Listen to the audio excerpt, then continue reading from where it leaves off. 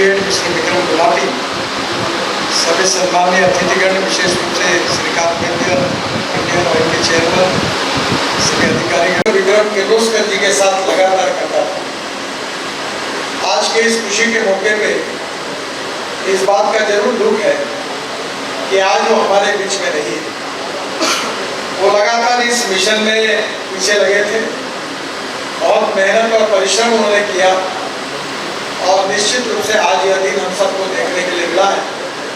मैं विशेष रूप से विक्रम किर्लोस्कर जी की याद करते हुए उनको बहुत बहुत याद भी करता हूँ और श्रद्धा सुमन भी उनके प्रति व्यक्त करता हूँ।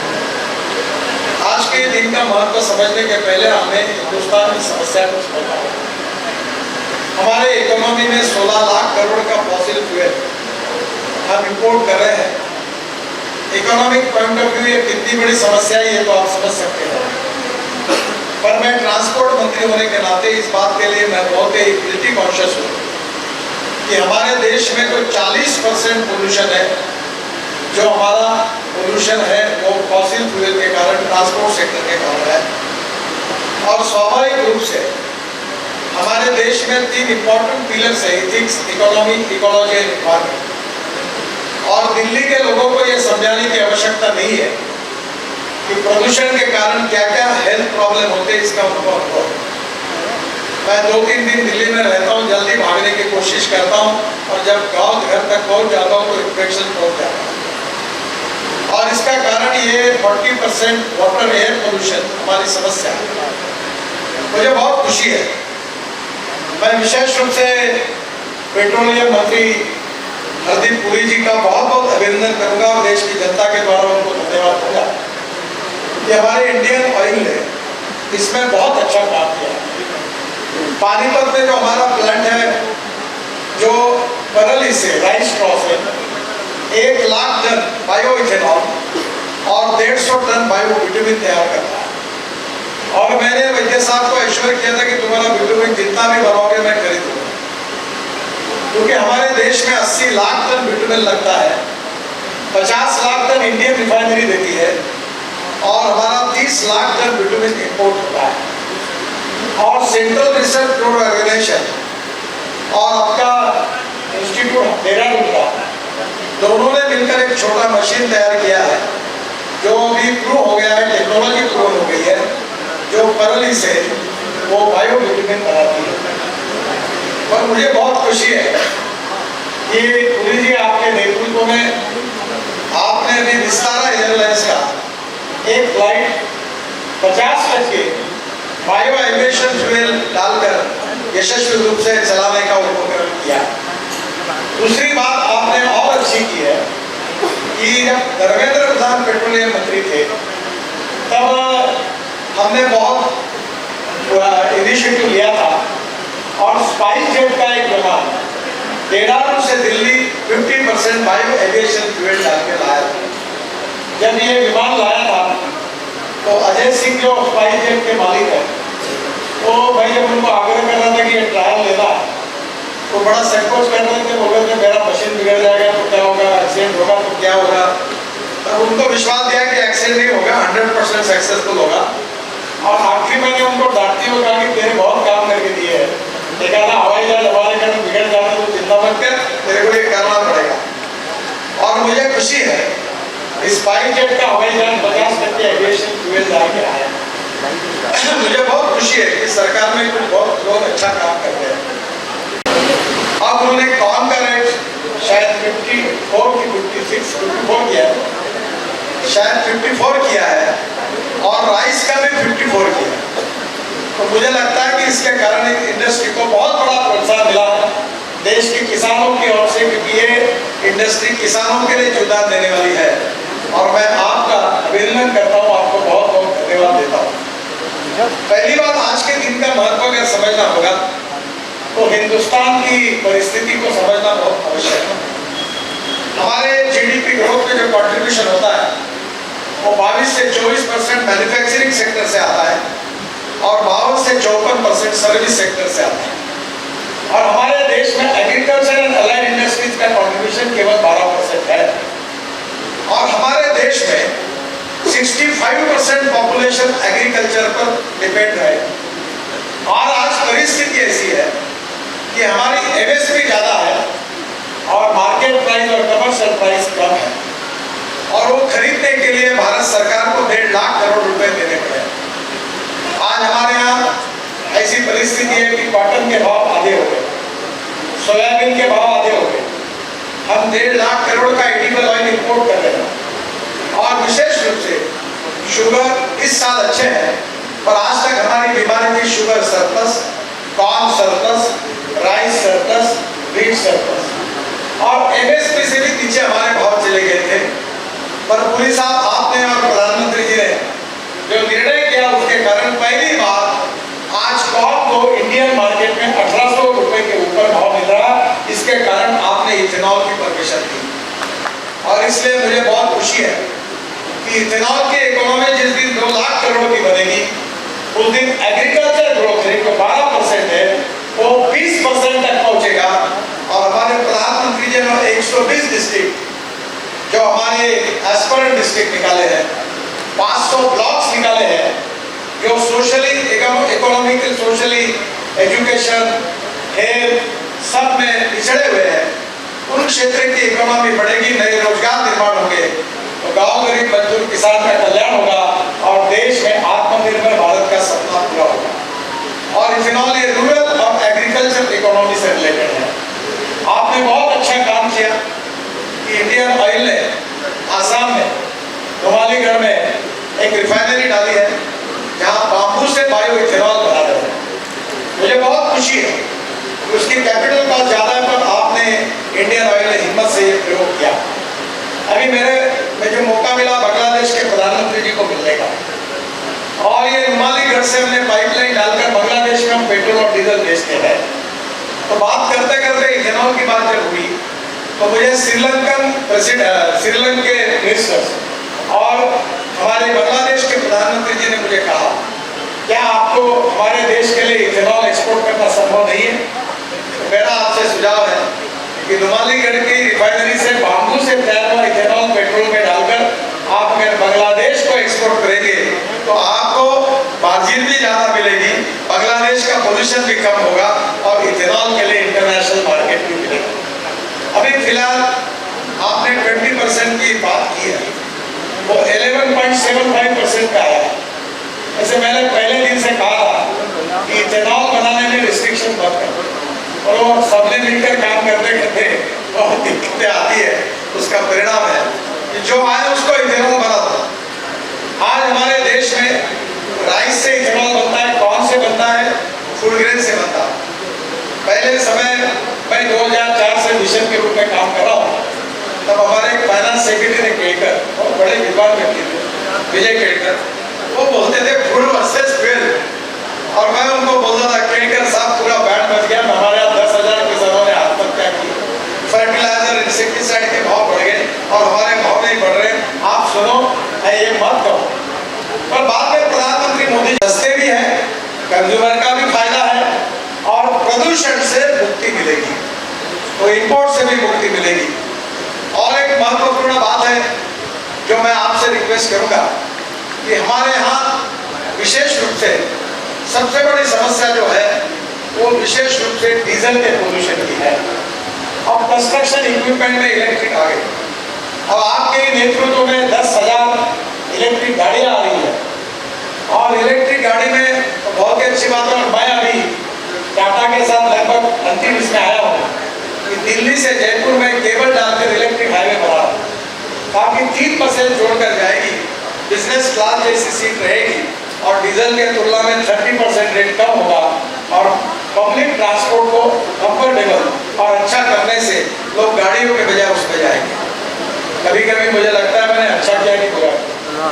ये ऑटोमोबाइल इंडस्ट्री के चेहरे पे जितने ये जो हंसी आ रही है, इसका कारण हमने देश में रोड इंफ्रास्ट्रक्चर को इतना बड़ा किया है कि अब हर आदमी गाड़ी खरीद रहा। और मैं जब इस मिनिस्ट्री में आया था तो हमारी इंडस्ट्री का साइज 4.5 लाख करोड़ था, अभी इंडस्ट्री का साइज 12.5 लाख करोड़ हुआ है।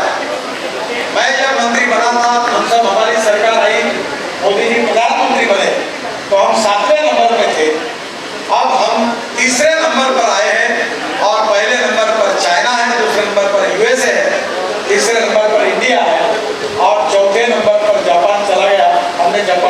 पीछे डाला है। और मैं मानता हूँ कि अभी जल्दी हम लोग पहले नंबर पर आएंगे और वर्ल्ड का पहला मैन्युफैक्चरिंग हब बनेंगे। Electric, ethanol, methanol, biodiesel, bio LNG, bio CNG, इसके साथ अल्टरनेटिव फ्यूल को जो इंकरेजमेंट मोदी जी के नेतृत्व में मिली है, import substitute, cost effective, pollution free और इंडिजिनस। और पुरी जी, एक बात के लिए आपको रिक्वेस्ट करूंगा, शायद ARAI ने आपको एक रिपोर्ट दिया है, डीजल में 15% इथेनॉल डाल सकते हैं। अगर इथेनॉल की डिमांड बढ़ गई तो दूसरा काम आपको, मुझे, महेंद्र पांडे और पीयूष गोयल को करना है कि वो पुरानी पॉलिसी को बदलकर आप ऐसी पॉलिसी लाओ कि जिसमें डालना है डालो। मैं आपको बताता हूँ, और एक नया काम हम कर रहे हैं, 4000 करोड़ लीटर जनरेटर सेट पे जाता है। और ये मैंने आज महेंद्र पांडे जी को कहा कि किर्लोस्कर जो है पुणे के, उन्होंने मेरे कहने पर जनरेटर सेट बनाया, पंप सेट बनाया। अब वो कोई बड़ा रॉकेट साइंस नहीं है, वो एक किट लगाकर जनरेटर सेट भी इथेनॉल पर चलता है और देश का पहला इथेनॉल का जनरेटर सेट मेरे बिल्डिंग में मैंने लगाया है और वो चल रहा है। तो मुझे इस बात की खुशी है, उससे 4000 करोड़ लीटर इथेनॉल की डिमांड बढ़ेगी, फ्लेक्स इंजन से बढ़ेगी, 20% पेट्रोल में डालकर बढ़ेगी। और इतना ही नहीं, तो आगे डीजल में अगर आएगी तो हिंदुस्तान की एग्रीकल्चर इकोनॉमी बदल जाएगी। हमारा किसान अन्नदाता नहीं, ऊर्जादाता बनेगा, विटामिन दाता बनेगा। और अब आपके पुलिस साहब, आपके सहयोग से हमारा किसान बायो एविएशन फ्यूल का दाता बनेगा। क्योंकि मैं किसान हूँ, मैं बहुत थक गया हूँ। मैंने बहुत कपास लगाई, चावल लगाया, संत लगाया, कर्जे का बोझा करने को। हमारा दूर दरगाह में जिस क्षेत्र से आए 10,000 किसानों ने, कंपनी है उसकी चेयरपर्सन गीतांजलि किर्लोस्कर को मैं विशेष रूप से I am giving my special thanks to you for your great contribution regarding reducing pollution in the country and creating job opportunities and growth in agriculture sector. It is to be one of the important and historical thing for all of us. We are giving special thanks to you. Today it is a very, very historical day. Once again giving my thanks to all management of Toyota and the people of our country, and particularly from the farmers community. I am giving my special thanks to all stakeholders, those who are related with this mission, and I am requesting you as early as possible, make more models on Flex Engine, and I am waiting for that. First of all, I will give the order immediately, and that is the dream of all of us. We have the motorcycle, two-wheeler on 100% ethanol, auto rickshaw on 100% ethanol, car on 100% ethanol, and once upon a time in my own parliamentary constituency in Nagpur, we have started the buses from Scania with 100% of bioethanol. So everything is possible, and that is to the need of our country regarding pollution and considering the economic challenge of the country. Once again, I am giving my thanks to all of you, giving thanks to Petroleum Minister, giving thanks to Mr. Vaidya from Indian Oil, and also giving thanks to research from Indian Oil Laboratory. And I am really happy. Today is one of the important days in my life. From 2004, I am trying, I am convincing to the people about ethanol. Today, this dream is fulfilled because of you. That is to be a great thing for me. I am giving my special thanks individual from Mr. Nitin Gadkari, because I am working on this mission from 2004. I was with Vajpayee, sent me to Brazil. With Ram Naik, I started all this thinking in the country, and that is to be a great achievement. I am really thankful to you personally. It's really a great day in my life. Thank you very much. Namaskar. Darius, where unveiling will happen. Just briefly, we would like to talk. This is Sudhir Davi. Just to understand the technology, will take only 1-2 minutes to.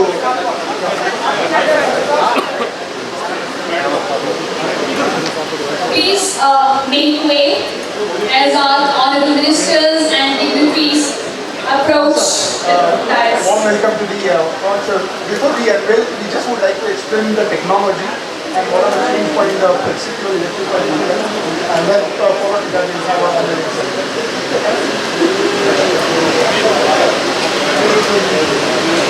Toyota की तरफ से आप सबको नमस्कार। अभी तक हमने ethanol के बारे में काफ़ी बात की है। एथेनॉल कार्बन उत्सर्जन को कम करने के लिए और कृषि अर्थव्यवस्था को बढ़ाने के लिए बहुत ही वास्त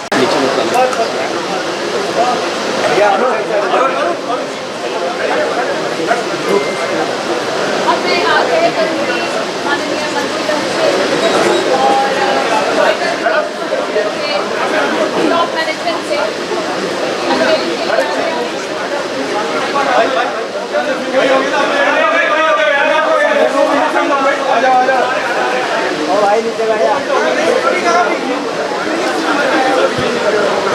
तो ये यादगार क्षण है इतिहास की तरफ।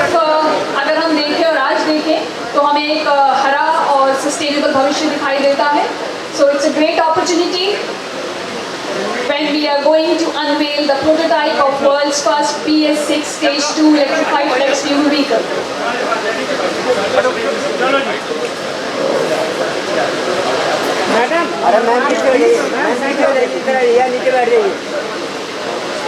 Now I may request our chief guest and guest of honor and top management of Toyota Kirloskar Motor to please unveil the world's first BS6 Stage 2 electrified flex fuel vehicle.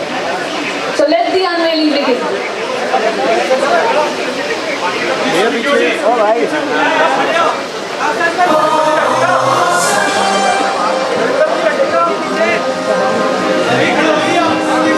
ये है दुनिया की इलेक्ट्रिफाइड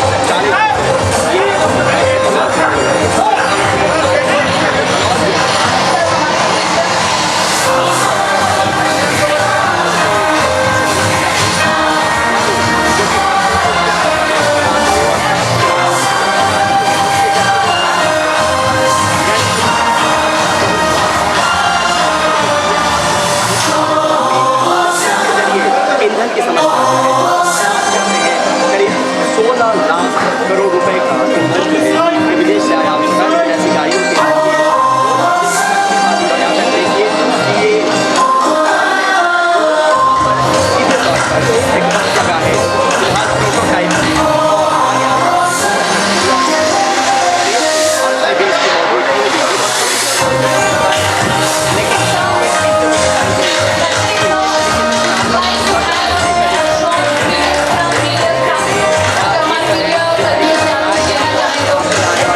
देश ही नहीं बल्कि अपनी लीडों flex के साथ पेश किया है। आप यहाँ देखिए